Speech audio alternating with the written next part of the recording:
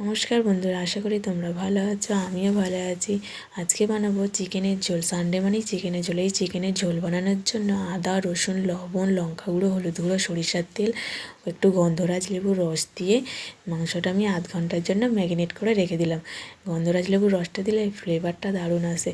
তারপর দেখো তেল গরম হয়ে গেলে আলুটা ভেজে নিলাম।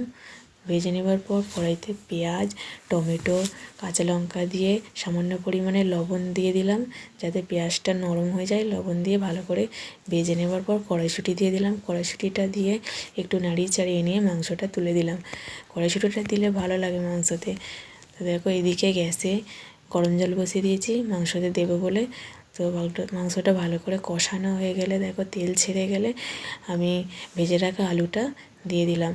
আর মাংসে দেখো ঠ্যাংগুলো, ওই ঠ্যাংগুলো আমার মেয়ে খেতে খুব ভালোবাসে, তাই ওর বাবা ওর জন্য যখনই মাংস নিয়ে আসে ঠ্যাং নিয়ে আসে। তারপর দেখো গরম জলটা দিয়ে দিলাম, দিয়ে ভালো করে নাড়িয়ে চাড়িয়ে নিয়ে ঢেকে দিলাম। দেখো ফুট ধরে গেছে। তারপর ঢেকে দিলাম।